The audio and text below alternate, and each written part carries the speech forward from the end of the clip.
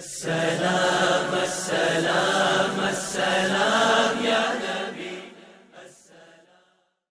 سمجھتا ہوں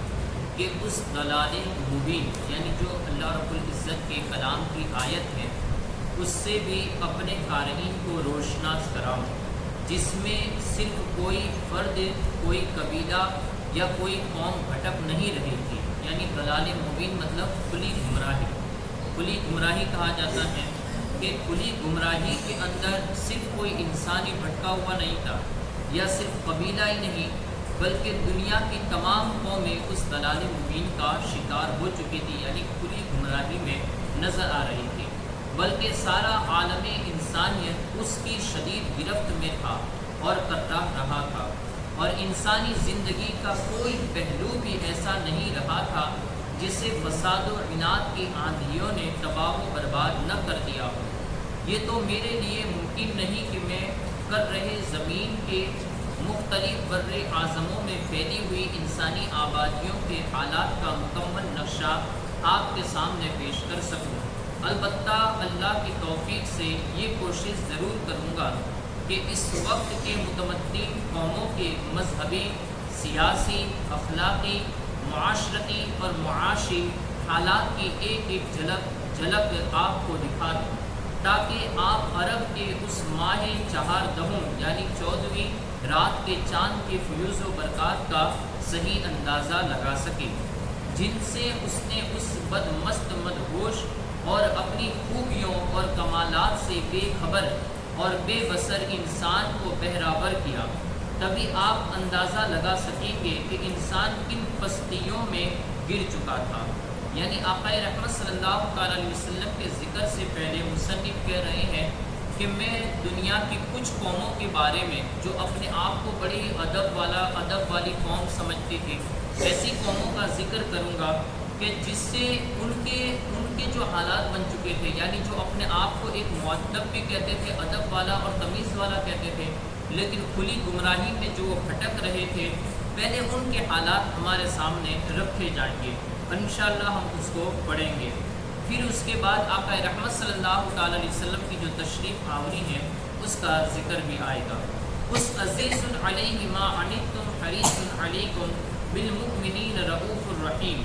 یعنی وہ آقا رحمت صلی اللہ علیہ وسلم کی یہ شان اللہ رب العزت نے کلام مجید میں بیان فرمائی ہے کہ گراں گزرتا ہے اس پر تمہاری مشقت میں پڑنا،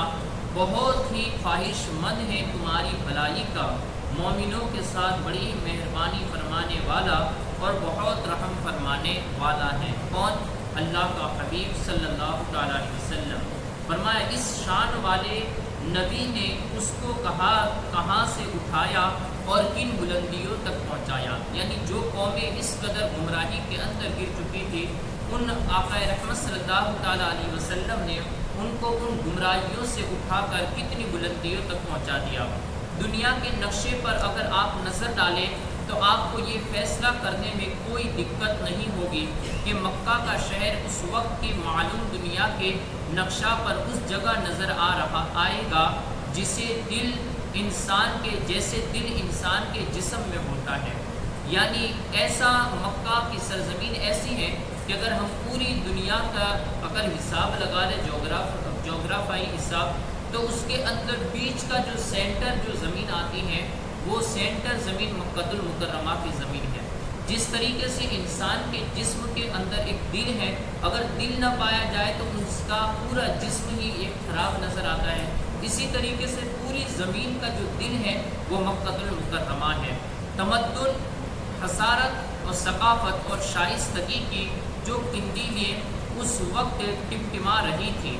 وہ ان ممالک میں ہی تھی جو اس مرکز انسانیت کے قرب و جوار میں آباد تھے۔ مشرق میں ایران ہے جس کے طویل اور عریض یعنی لمبے چوڑے خطے پر کئی ہزار سال تک مختلف خاندانوں کی شہنشاہیت کا پرچم لہراتا رہا تھا۔ اس سے آگے مشرق کی طرف جائیں تو ہند کا بر صغیر ہمیں نظر آتا ہے، یعنی مشرق کی طرف ہمارا ہندوستان آتا ہے۔ پہلے ایران کی بات کی اور اس کے بعد پھر مشرق کی طرف ہندوستان کی، جہاں حکمت اور فلسفہ کی درسگاہیں ہیں، لوگوں میں علم و شعور کی دولت تقسیم کر رہی تھی۔ پھر اگر ایران اور ہند کے شمال کی طرف نگاہ اٹھائیں تو ہمیں چین کا وہ عظیم ملک نظر آتا ہے جس کے رقبہ کی وسعت، آبادی کی کثرت، علوم و فنون اور صنعت و حرفت کی ترقی اس وقت بھی قابل صدر شک تھی، یعنی اس وقت بھی قابل صدر شک تھی۔ یعنی اللہ رب العزت نے چین کو اس وقت بھی وہ دماغ عطا کیا تھا کہ آج جس طریقے سے چین ایک بڑی جو دوسری کمپنی والے بڑی مہنگی چیزیں نکالتے ہیں، اسی کو وہ چین سستی کوئی چیز اور وہی تمام کوالٹی کو نکال کر دے دیتا ہے دنیا والوں کو۔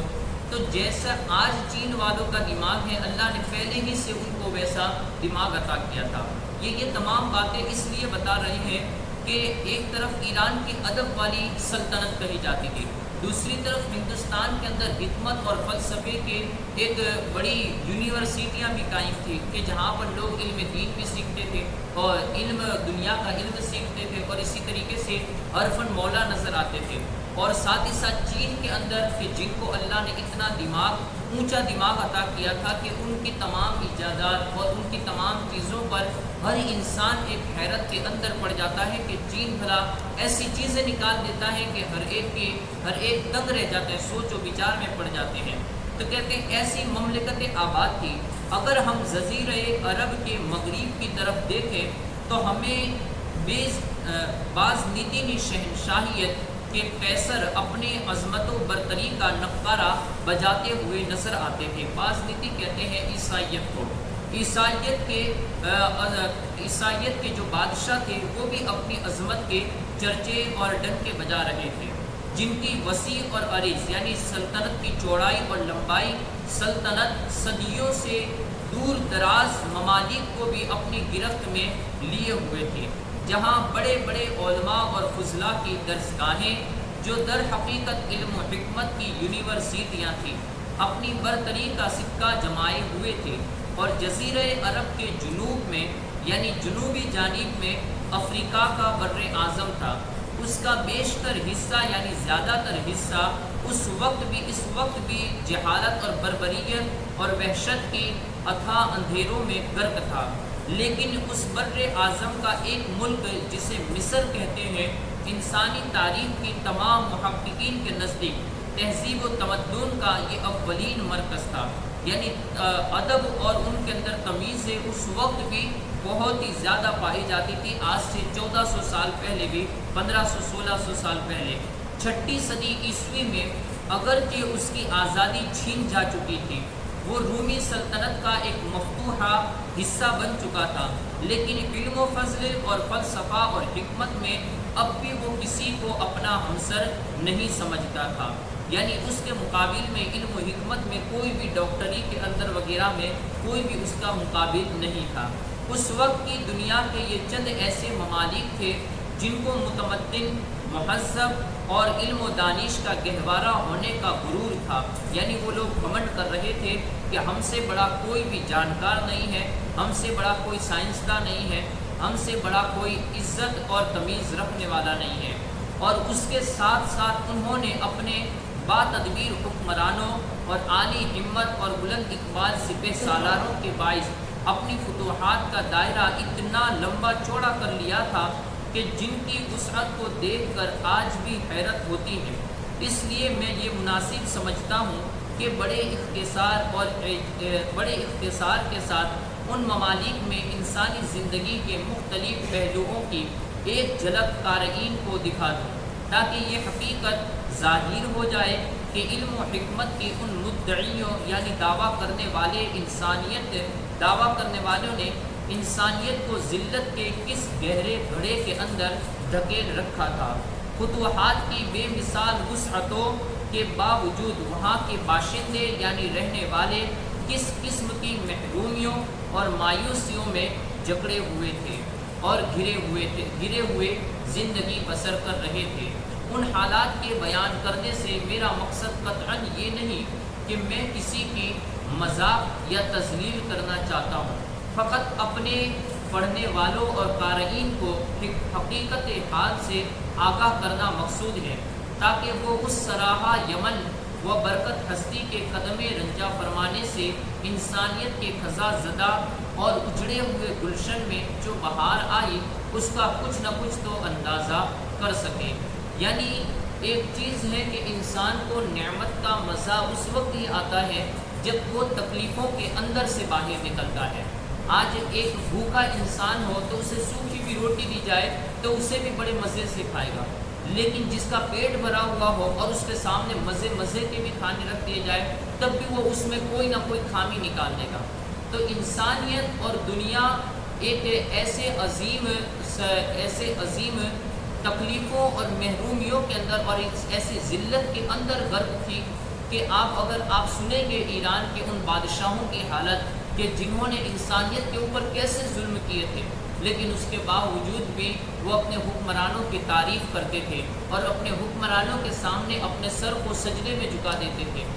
لیکن اس کے باوجود بھی وہ اپنے حکمرانوں کی عزت کرتے تھے۔ حالانکہ پھر جب اسلام آیا تو انہیں وہ تمام حقیقتوں کا پتہ چلا کہ آج تک جو ہم تھے وہ ہمارے اوپر ہمارے حکمران ظلم کر رہے تھے، اور اسلام نے واقعی میں ہمیں نئی زندگی عطا فرمائی ہے۔ انشاءاللہ کل ہم ایران کے بارے میں سماعت کریں گے۔